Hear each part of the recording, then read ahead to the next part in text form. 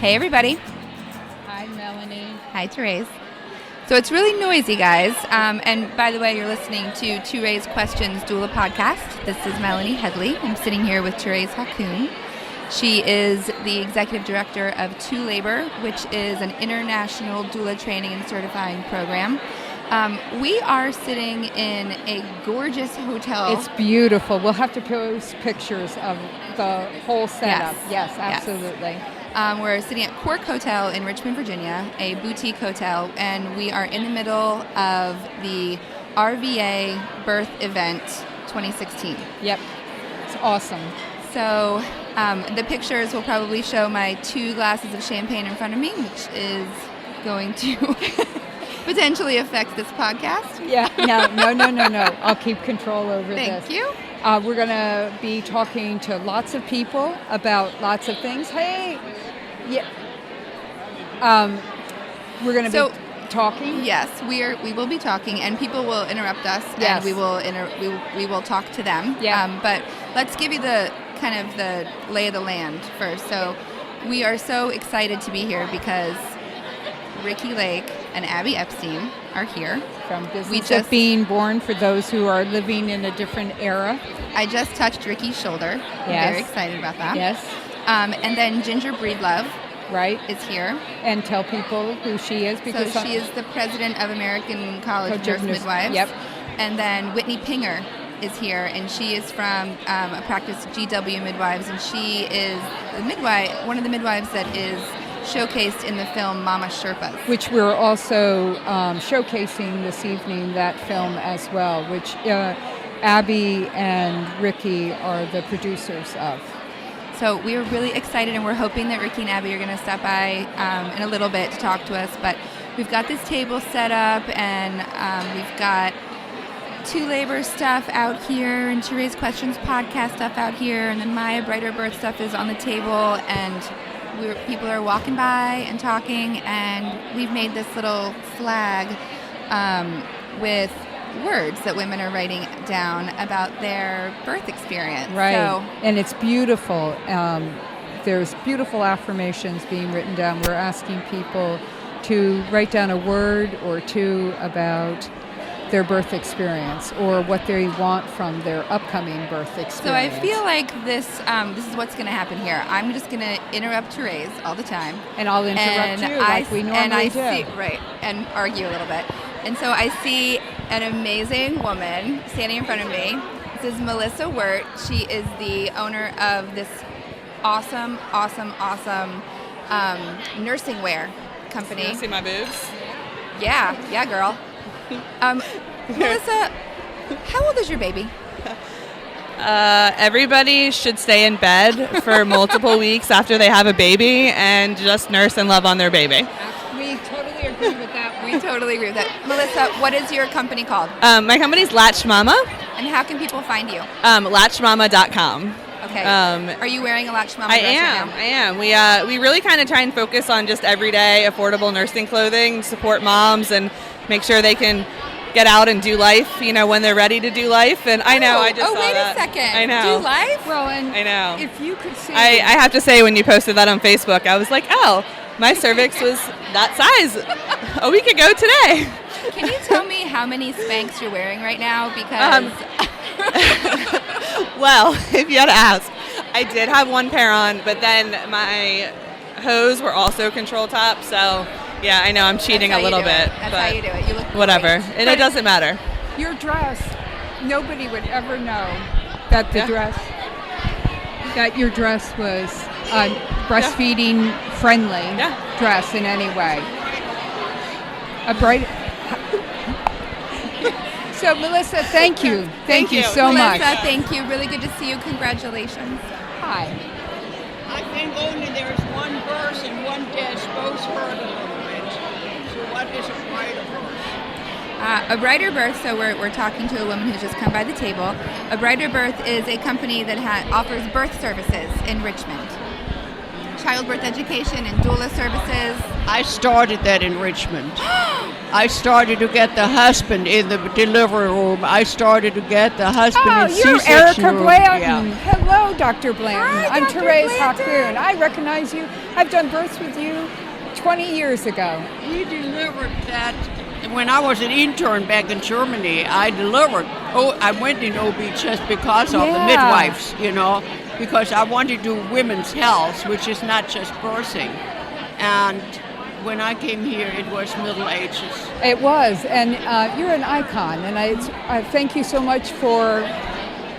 There was not a book for education, Right. There was nothing. Well, now Everybody was put asleep. we have the Right. organization that trains the doulas to labor, which is this is our podcast. Well, we need to educate the younger women. Yes, we are. Just like the baby boomer women were the best. Yes. Because they did Lamaze. Right. They were absolutely the best. I loved them. You probably a baby boomer. And I am. Dr. Blanton, what's one piece of advice you would give to a woman pregnant now in this time of having a low intervention partner supported birth? well, I think she should have somebody who is giving her support. Right. And I would have expected it, from the nurses in the hospital. Unfortunately, they do not do it. That is unfortunate. The way I grew up, we had every nurse in Germany was a midwife. Right. Wow. That's right. On the floor, in the labor and Yes. delivery room. And then you still had the freestanding people, the women who went out. All of my family was delivered by midwives, and it was going fine. Wow. So support around them and a care provider who supports Well, that natural is something childbirth. natural. Right. It's not an illness. Right. And that's what the first thing I tell people. I don't do so much OB anymore because the young girls are really very, very, very dull in a way, and childbirth is too glorified. It should be just a normal thing. Yeah, I agree. So we're really, we are working hard to make that support Because available. their mothers didn't do a good job. Well, their moms got caught in a system that didn't allow them that freedom. And so what we're trying to do is change that in this generation. That's what I said. The only way that we can solve the C-section rate, the obesity, is really go to the patient herself. Exactly. Well, the And- consumer will make the yeah. difference. That's Yes. And work by mouth. That's it. Well, thank you so much you for so coming by much. and talking to us. Thank you for stopping by. Well, that was wonderful. Yes, it was. You're right. She is such an icon in our community. And just to Amazing. remind everybody, all the noise that you're hearing is because we're at this event, and excuse the sound quality. We're doing the best that we can, but we really want to make sure that we can talk to people. So, Our editor will have to figure that out. though. Yeah, I know. So I think what we're hoping to talk about, and again, we will be interrupted, but we are hoping to talk about the business of being born and the impact that film really made on women.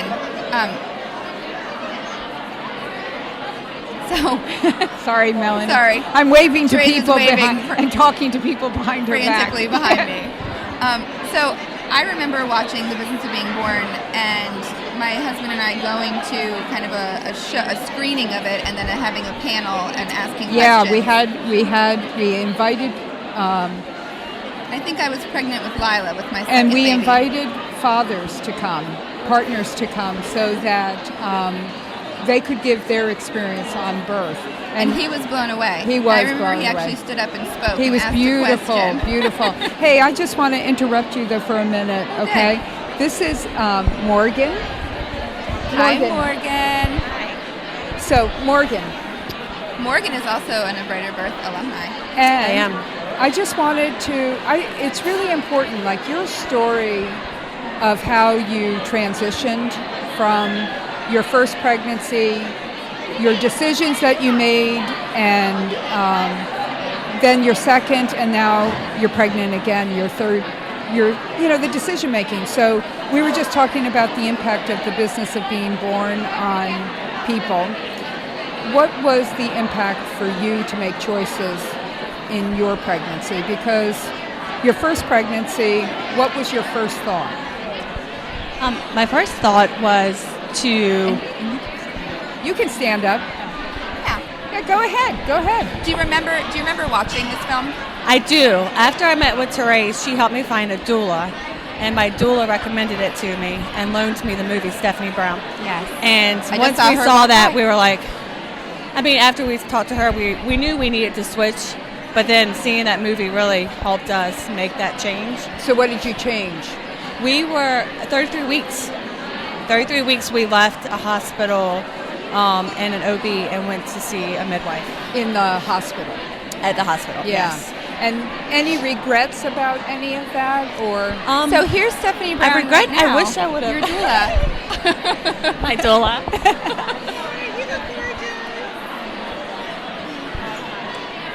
You gotta talk, ladies. No, Okay. no, come on in and So- say. So here we are. Now we have the doula of Morgan. Hey, Stephanie. Hi, Trace. So some of you may recognize Stephanie Brown's voice as well from the Tribe cast a long time ago. Yeah. Another podcast that Melanie was a part of as well that we've mentioned. So we're just discussing her choice of changing providers the first Right. time, and that she got you as a doula, and then she watched The Business of Being Born, Right. and Aw. how much that helped her be clear on what she needed to do, what her transition needed to be. We were just talking in the car on the way over, trying to figure out how old Tessa is. 20 months. Wow. That's crazy. So was that something that you often did with your clients, of show them The Business of Being Born or have them watch it? Yeah, I actually I've been out of the birth world since probably 2013, although I did just do a birth. Great. Pretend a birth randomly, yeah. For a past client, but I still keep a copy in my trunk. That's good. And yeah. And I give it emergency pregnancy kit. Yes, exactly. Here, watch this film. I love that. Yeah, Yes. I keep it in my trunk. Yeah. And here we also have Jacqueline Waters Yep. Another doula. and placenta encapsulator. Yeah. She's who I use. Jackie, did you watch The Business of Being Born with any of your babies, or have any of your clients watch it? Yes, we watched it for our second child, which is what brought my husband around to doing a home birth. Oh, that's great. That's Yep. wonderful. That's wonderful. And how many babies do you have? I have 3. My youngest is turning 1 on Tuesday. Yeah, isn't that crazy? That's 1 awesome. year. It goes fast. It does. Well, thank you. Thank you. Thank you, guys. Just one more thing, Morgan. So you went from the hospital experience, and now with third baby, what's your choice? We are doing a home birth, our first home birth with Nancy. And what made you make that decision?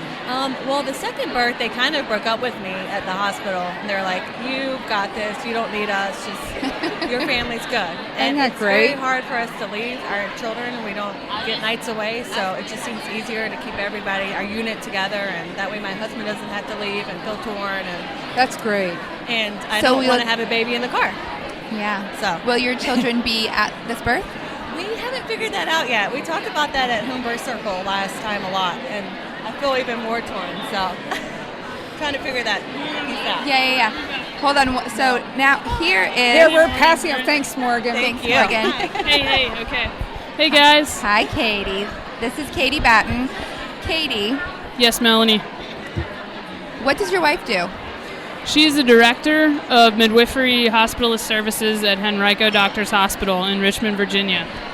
Nice answer. Have you Thank you. practiced that before tonight? No, but a lot of people ask me what her new job is, so I've got that sentence down pat. So Katie, and she's also a CNM, right? She is a CNM, yes, ma'am. So what is your life been like with your wife being a midwife, having to leave at the drop Well, of a hat? we have 3 small children, aged 1, 4, and 7, and they are the absolute lights of our lives. life together. And I can tell you work-life balance has been very interesting, being married to a midwife.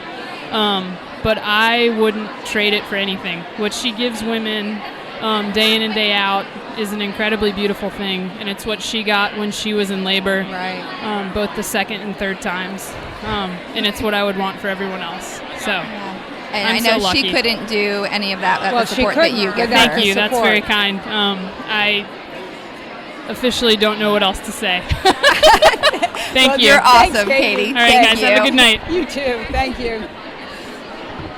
This is so fun. It is so much fun. I know it's so random, and I love people's looks at when we're saying, "Come over here, come over here."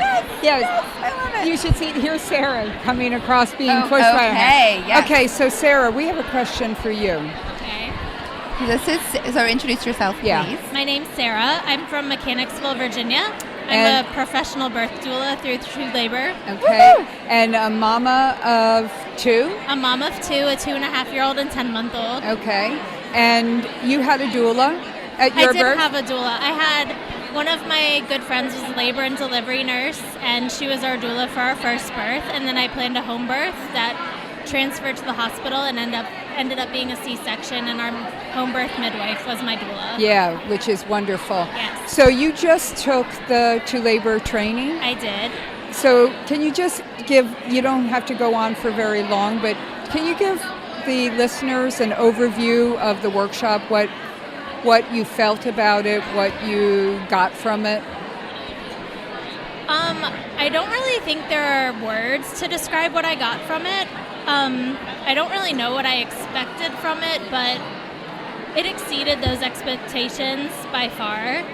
And it was really just life-changing, and I don't know, there aren't words for it. Yeah? I think everybody should experience what I experienced there, whether it's through To Labor or some kind of organization workshop type situation, but Or just To Labor would be Or good. just to labor is or fine. just To Labor because it's the best. But do you feel, just because you have children already, what is your feeling about people who haven't had children attending the workshop? Do you think it would be valuable for them? I think it would be really amazing for them to attend. There were a couple of women at the workshop who didn't have children yet, and I do think it was beneficial for them. In fact, like before we ended up leaving on Sunday, some of them mentioned that it was beneficial, just informative, and I don't know. Yeah, I think everybody should experience that type of thing. Yeah, well, great. Well, thanks for stopping Thank by you the so table, much, Sarah. Take care. So I met this woman earlier, Yes. Rebecca. Hi. Hi. Hi, can you introduce yourself for us?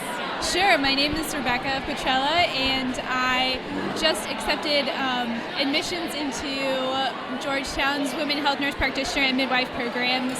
So I'm Excellent. excited to get started. Wonderful. Congratulations. Yeah, you. wonderful. So we're talking to the next generation of midwives right Yes. now. Right Yeah. Well, What drew you to deciding you wanted to become a midwife?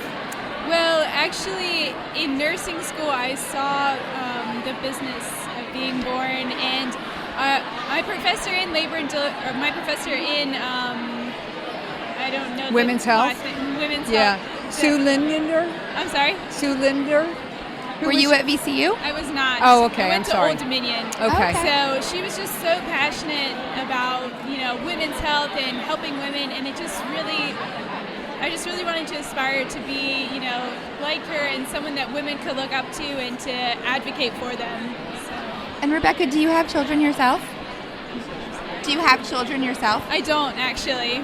Cool. We were Well, just talking about that. Yeah, so do you feel, and I'm going to put it right out there to you, because this is a question that people wonder. Do you feel that not having children should have been a barrier to moving forward into midwifery? I mean, do you feel that you're just as capable as anybody else to be a midwife? It's funny that you posed that question because my mom said the same thing. She said, how are you going to be able to do that if you've never had children yourself? And, I really hope to one day put all these things that I learned into practice and to be able to have children the natural way and to just go about it, the way it should be.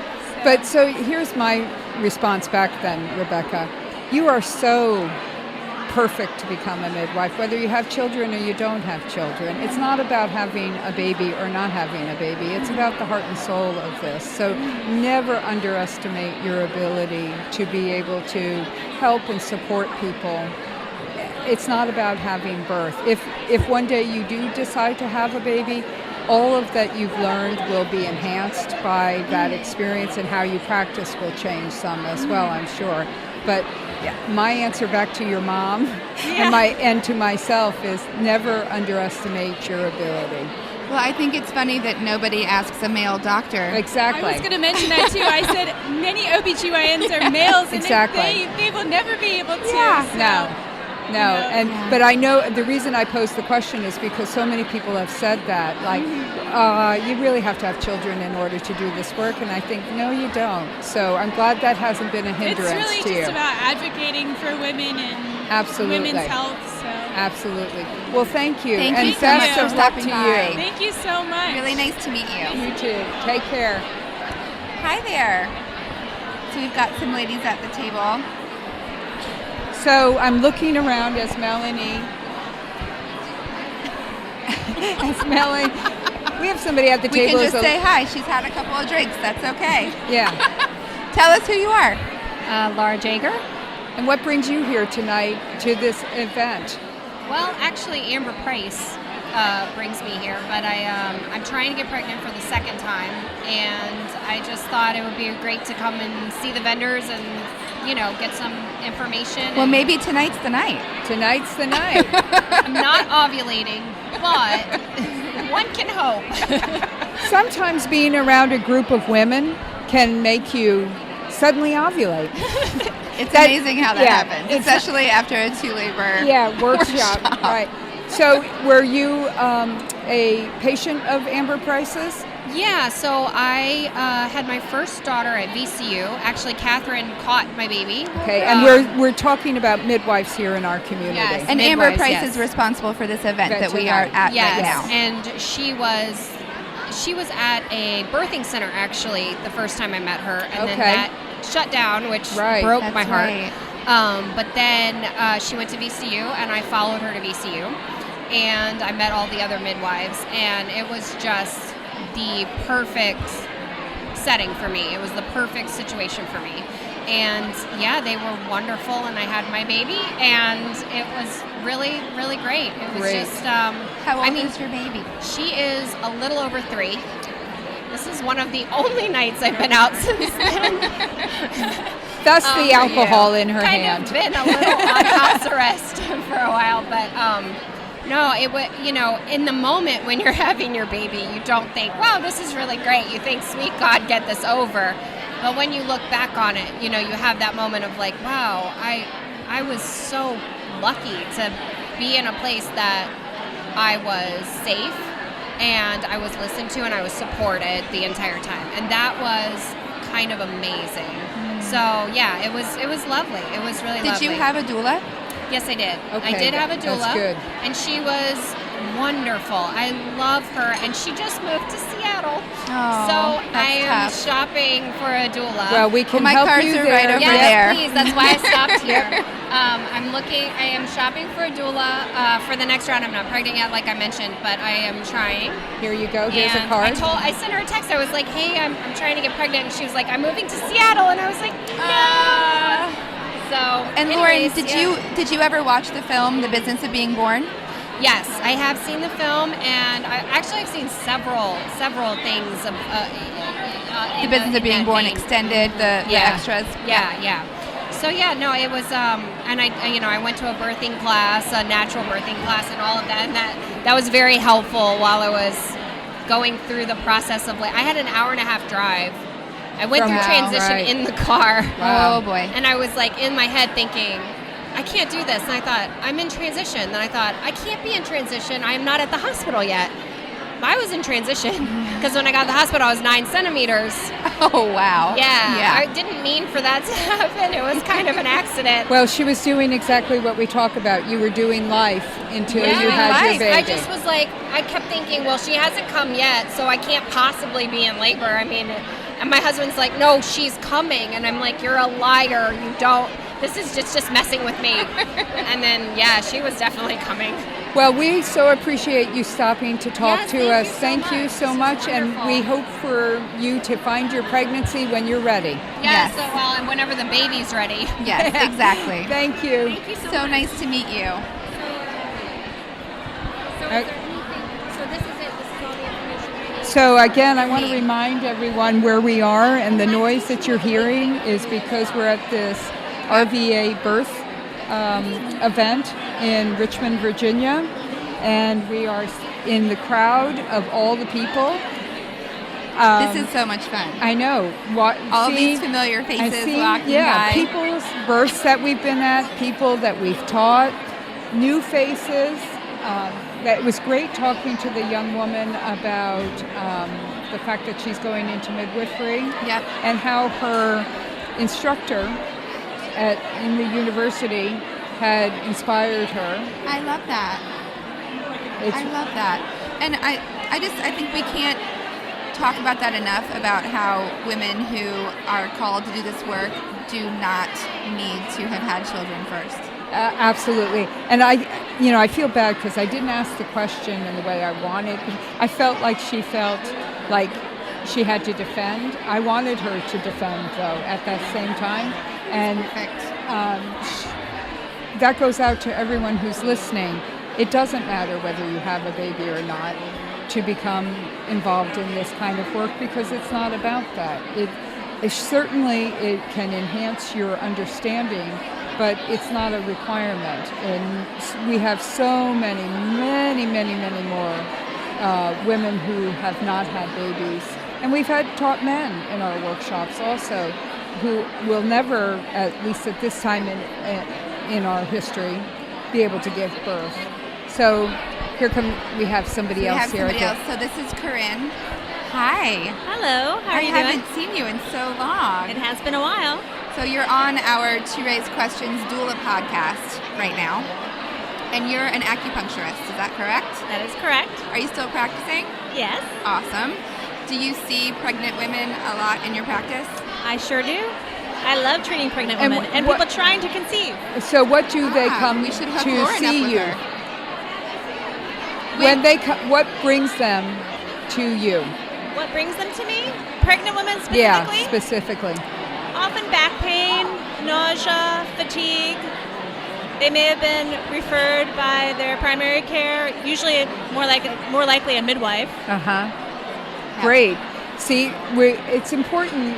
I'm so glad you're outside of the birth doula world to hear from another practitioner. It's something that we like doulas to know, and other people to know, that there are so many other modalities that they can go to access help from, the discomforts or whatever they're experiencing during pregnancy, instead of always thinking that their primary care provider is the one who could provide that kind of relief. And then you work in fertility as well? I do. Yeah, a lot of people come in for that, trying to conceive, either going through IVF or just in the initial stages of finding out that they're having a hard time. Great. And so that's a fun journey to be on with them, because there's lots of things acupuncture can do, but a lot of things that dietary therapy and just some changes in the way the lifestyle. Right. And do you have children? Do I what? I'm sorry. Do you have children? I do. I have 2 children. Yeah. I did a brighter birth with Melanie, actually. Oh, wonderful, wonderful. And I use midwives for both the deliveries. Great. Yeah. Well, I'm really glad that you stopped by and spent some time talking to us. Thank you. Thank you so much, Corinne. Really good to see you.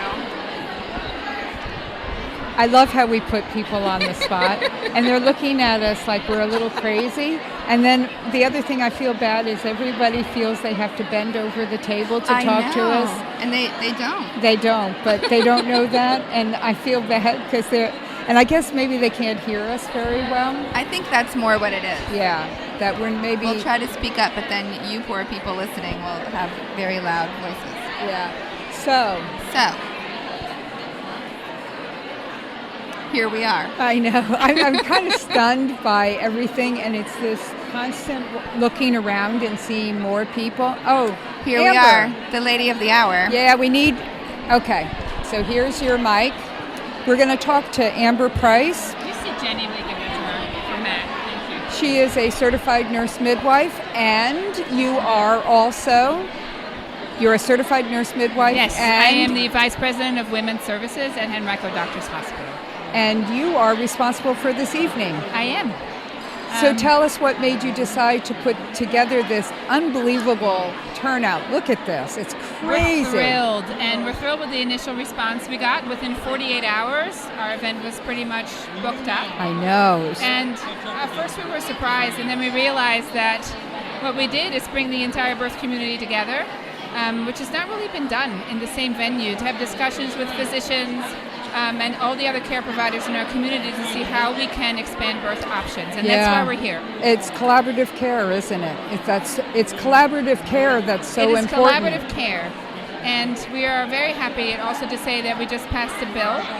It's gone through the Senate. Great. Where collaborative care is actually taken out of the wording for nurse midwives. Wonderful. And we've replaced it with consultation only. Oh, that's great. Yeah, we're really great. excited. So we're hoping to see this bill continue the way that it's going, because things are changing for nurse midwives in the United States. Great. Well, thank you so much, Amber. You're We're so welcome. glad you stopped by to say hi. Thank you. Thanks for coming. Thanks for having us. Okay, so now we are going to be talking. We're going to be talking to Ricki Lake. Here we go. And Abby Epstein. Hey, ladies, come on over. Going to hand you a mic to talk into both of you. And I'm going to hand you some treats that you could just carry with you. You just keep those. Yeah, What do we do with this? and here we're going to hand this too. I don't have any place to put you. Do you want us to go there? So How do we get there? We're trying to figure out logistics. There you go. it's the tall man behind us. Thank you, Josh. Yeah, Thank you, Josh. he's so great. Got a chair there? Great. Yeah. There we Yeah, go. that'll work. There we go. And we have to lean forward because people, yeah. Yeah. Oh, What- Amber, come here. You want to sit here? She's used to catching babies. No, come sit. Hi. Hi. Well, Thank you so much. yeah, for coming by the table to see us and talk to course. us. And for coming to this event at all is just awesome. We're thrilled. Yeah. So we're going to ask you the really obvious question, which is, what made you decide to make the movie The Business of Being Born? Because as people have been stopping by the table tonight to talk to us, overwhelmingly people are talking about the impact that the movie had on them. So, people have heard it, but we want to hear it again. Well, it really stemmed from my two birth experiences, one in a hospital setting and my second at home in my bathtub. And it was right around the time of 9/11, where I was living in downtown New York City, and I was, of course, impacted by that turn of events for everyone. But for me personally, it really caused me to look at my life and what I was doing professionally as a talk show host, and I thought I was going to die that day. I was living downtown, and I thought, well, do I want my legacy to be this show, or do I stand for something else? Is there something else where I can make a difference? And I really soul searched, and I looked at my birth experiences, and I was so inspired by my midwives and my doulas that were instrumental in both of my births, and that prompted me to want to do a project. I didn't know it was a documentary. I brought Abby, my friend and director from the Vagina Monologues. Right. That's how we knew each other. And I brought her in, and I just said, here, I want to do a project. I gave her three things. I gave her spiritual midwifery. I gave her Robbie Davis Floyd's book, Birth as an American Rite of Passage, and I gave her my 9-hour home birth video that I'd never watched. And I said, here, and I gave it to her to take home, and then she said, I think we have a documentary. So, yeah, what was because you didn't have kids at the time when you got involved in this, right? So you didn't have that motivation that Ricki did. So no, I think it was good because now it's I was so really skeptical loud. of the whole thing. Yeah. That it was probably a good perspective to come from in terms of making the film, because I had not really drunk any of the Kool-Aid at all. Right, exactly. And I kind of was not sold on the whole situation. So, I really kind of was drawn into it more, I guess, as a feminist than really as a social mother. rights issue. Exactly. Like I was initially full propaganda. I was like wanting to yell to the world, everyone should have a home birth. But that ultimately was not the way to go. I mean, I think, what happened with the film with Abby getting pregnant and what happened with her birth kind of balanced the film. Wasn't that crazy, the timing? Yeah, and she's also a brilliant visionary. I'm much more full steam ahead of spreading a message that I have. But it's, I guess, the movie ended up being the movie I'd wish that was available to me when I first started family planning. Right. It really is an eye-opener and such an educator for so many people that have no idea what to expect. Well, when the film came out, I put out a message on email to this group in Richmond, and I said, on September 25th, I'm having a meeting at my house to talk about bringing this movie to our community. Whoever shows up, come. And so 10 women showed up in my kitchen, and we planned to show the film. And we ended up having to do 3 showings, and we showed it to over 900 people here in Richmond. And it blew this birth community wide open. The midwives in the community, which we had very few working at the time, were overwhelmed they were thrilled, but they were like, oh my God, we can't do this anymore. We got too many. It definitely made my husband drink the Kool-Aid. My husband saw it and was like, that's it, we're doing this at home. And it is still, I teach workshops all over, training doulas all over North America, and inevitably throughout the trainings, people will say that what brought them here, so many of them, is that they watched the movie. And it wasn't even, some of them were not even pregnant themselves or had children. They just watched the movie and how it has impacted their life. So did you ever feel like it was going to be that big?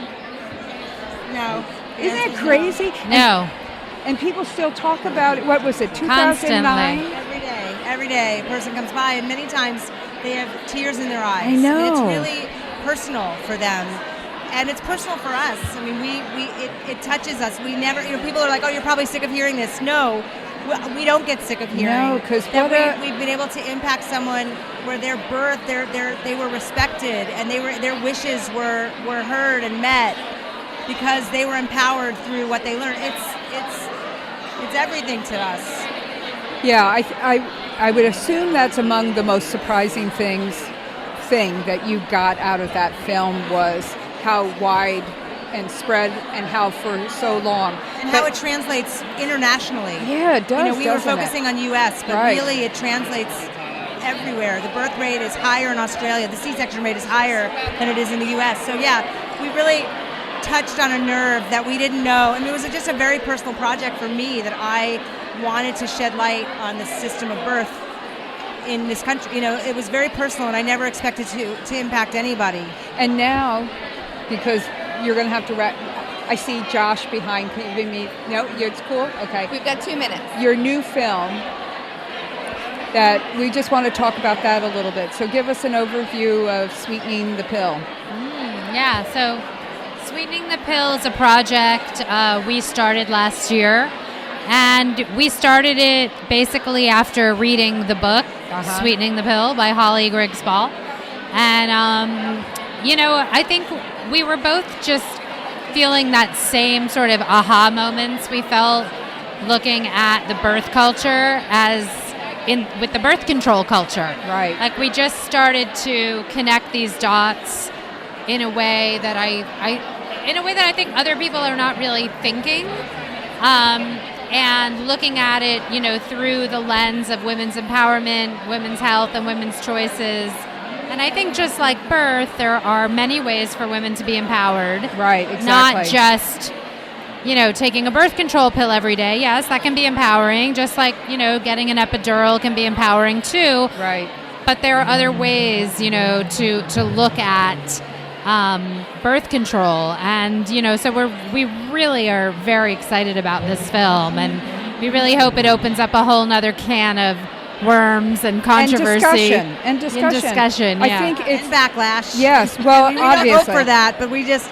Well, it already has caused backlash, hasn't it? I mean, there are people who are saying you're taking people backwards because you're talking about the pill that was supposed to be the liberation of women, and how dare you say that it's not okay, but we're not talking about taking it away. We exactly. want more options. Exactly. You know, the pill was developed 60 years ago, and it's still very much the same medicine that our grandmothers took. And so the it's time side for more effects of it, options. that people are the side effects that people are not aware of, that we have to, I mean, I think that's what you're going to expose, is how the pharmaceutical companies really don't always let us know what's going on, and that's disempowering.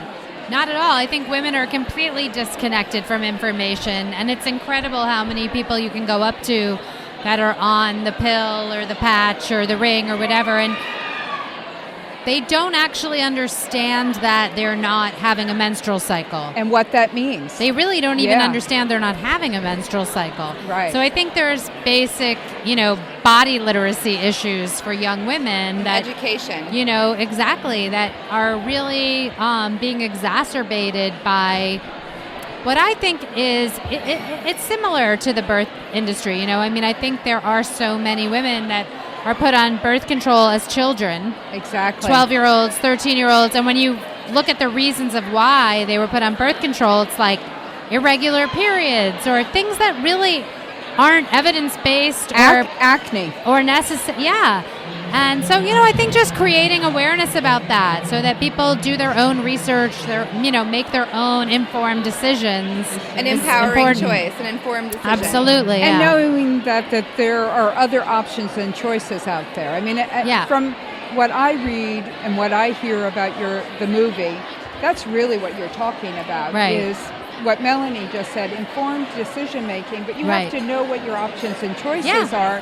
You have to know what the whole story is. Yeah. But it is amazing how many people put that pill in their mouth every day. I did it for 2 decades, and I didn't think anything of it.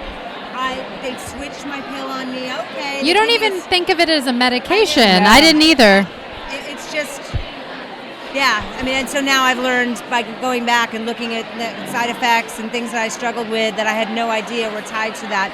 And again, I'm not going to be telling women to go off of the birth control. Right. I just want women to know all of the information and have informed choice. Mm-hmm. Well, it's I think the backlash is going to be very similar to with the business of being born, when ACOG came out and said you shouldn't have a home birth based on celebrities. Yeah, you remember that? Oh, and we knew that. Yay! I know, that was sort of the best thing that could have happened to us. Awesome. We were terrified at the time because we screened this film in New York at St. Vincent. No, not St. Vincent.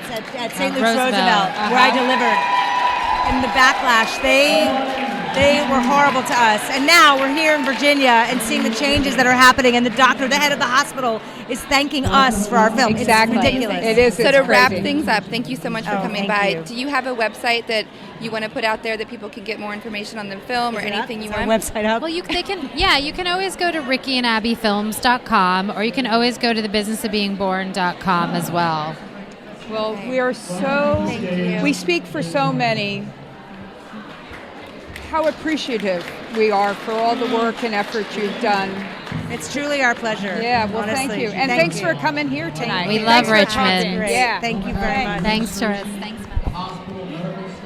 All right, everybody, we're going to take a quick break. Thanks for listening. Can I wear one of these? Am I cool to wear one of these? Be official here. Okay, so hi. Thanks for coming by, Ben. I know your name, but the people who are listening don't know who you are. Can you give us a little introduction? Absolutely. My name is Ben Scribner.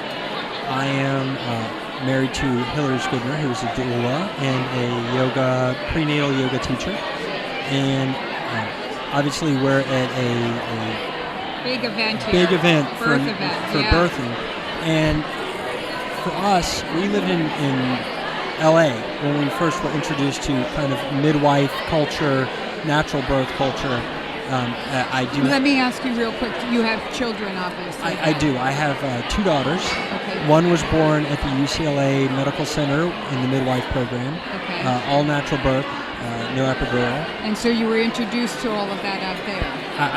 Absolutely. And I would say one of the things that helped introduce us to that was watching The Business of Being Born, which was very instructional. Tell me. Well, I feel like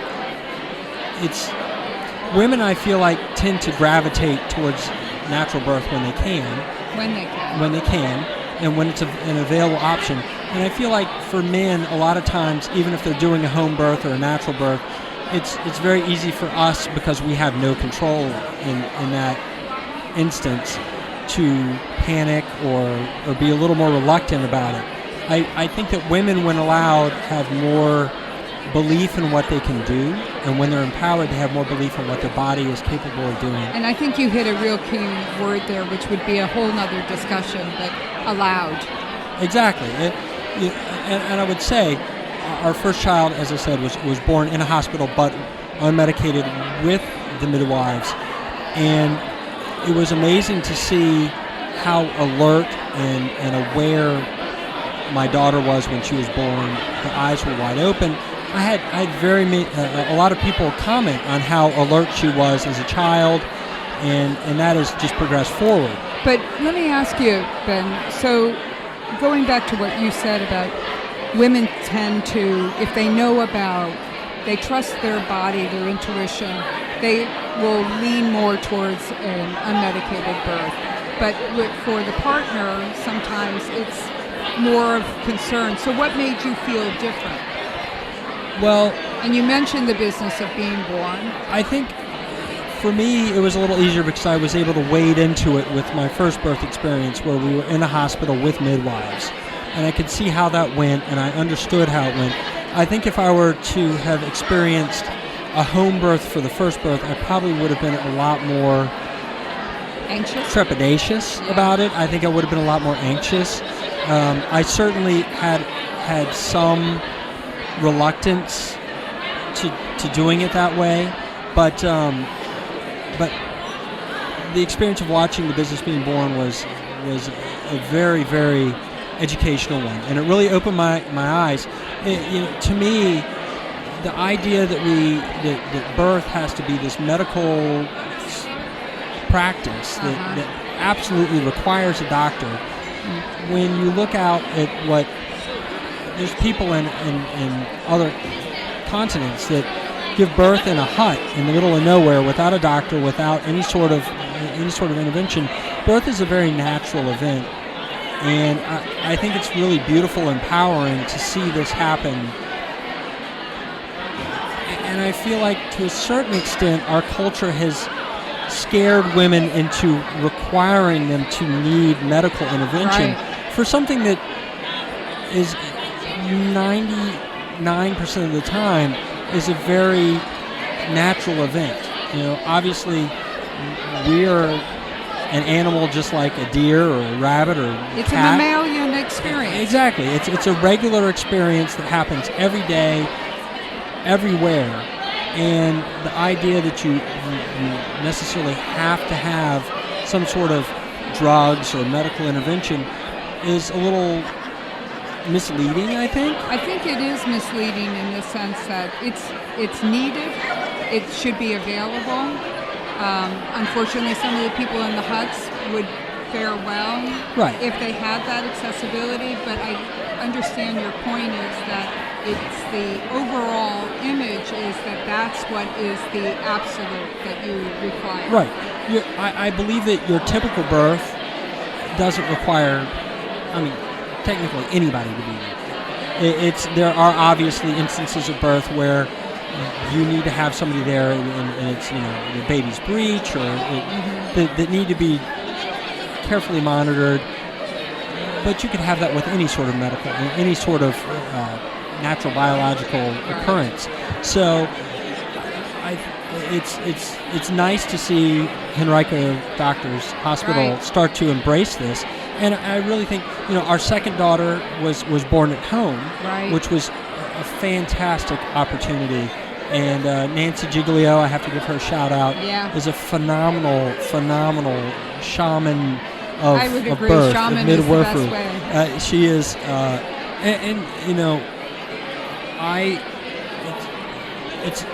I wouldn't say that I compare my children to other children, but you see them and they seem much more alert. Well, fair enough, but they seem so much more alert at birth, and they seem so much more aware of their surroundings. And I feel like this commonality of you get a woman in there and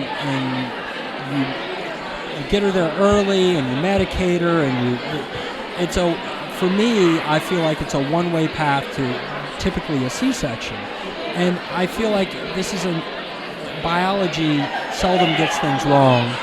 And I feel like the rite of passage of birth is an important one. And I think it imbues traits and experience both to the child and to the mother. And to the other parent. So, Agreed. Really what I want to say, Ben, is I so appreciate you taking the time to talk about this, only because from my perspective, this is a human issue. It's not just about the woman. It's about it's about you as a man. It's about your child, whether they be male or female. It's about us all seeing this and having a different perspective, because I think what has happened is not only are the women under the veil of not understanding that they really do have options, that their body does work if they're given the opportunity. Most of the partners, which in many cases are male, they don't believe it. They don't believe the woman's body works, and they have fear around it because the fear has been given to them just as much as it has been given to women. Right, and it's a cultural thing. It's a cultural thing. So to have you share with us how you can be male, you can have those fears initially in your own way of looking at, now this woman you love is going to have a child that you care about, to come past that point and say, okay, but I do have a trust in this. Right. And you surrounded yourself with people who helped create that trust. Right. And ensured that trust and move forward, and look what has happened as a result. Exactly. I have two beautiful daughters who I love more than life itself, and even the experience itself helped bond me to a certain extent, not only to the children, but to my wife as well. I think so. It's a spiritual experience, isn't it? Absolutely. Yeah, and absolutely. I think that's the note we could kind of end on, that when the obstetrical care, the medical model of care looks at birth, they really want a good outcome. They want a healthy mother and a healthy baby, and in actuality, them to be alive. Right. And of course, from our perspective, that's exactly what we want as well. But the picture is more holistic. Right. It's body, mind, and spirit. Exactly. So I totally agree. Yeah. Well, thanks, Ben. Thank you. I'm so glad you stopped to talk. Take care. Take care. Okay. All right. Okay, man, what a night. Woo! Isn't it crazy? This has been so much fun. It has been so much fun. I mean, I hope everybody who's been listening has enjoyed it as much as we have. I mean, you're not here, so you can't see all the people, which has just been awesome. And we've had speakers, they blew me away. I know, it was really wonderful.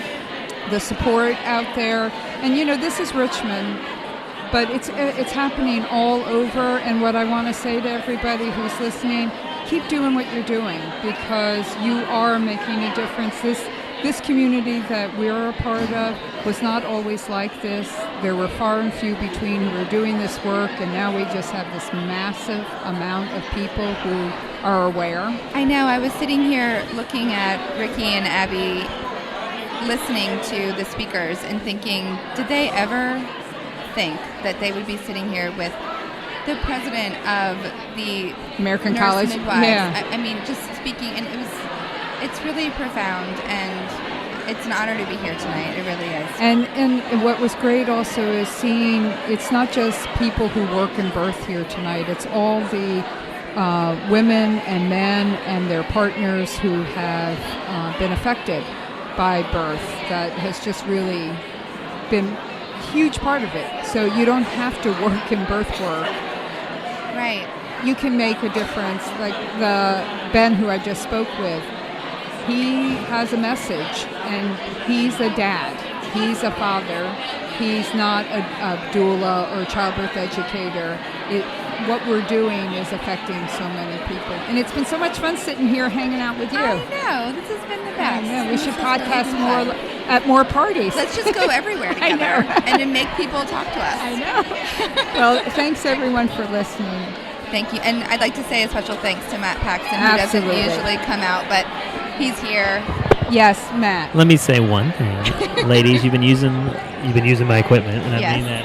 The podcasting equipment, and I have to say it is just a joy to listen to you guys do what you do, and I know there's thousands of people, not women, thousands of people listening, and you really do make a difference. So as you just told people to keep doing what you're doing, you guys keep doing what you're doing, because this is amazing. I had a natural birth with my wife 5 years ago, and it is amazing to me we're in this massive room full of people. I know, but thank you, Matt. It's just awesome. I love it. You, I love you Paxton. women, and just keep doing what you're doing. This is so awesome, and I just love it. Well, great. And without you, we wouldn't be able to do the podcasting, so thank you. And without you, our listeners, we wouldn't have anything to talk about. Absolutely. So we really appreciate We'll you. catch you next week. Thanks. Thanks, guys. Bye.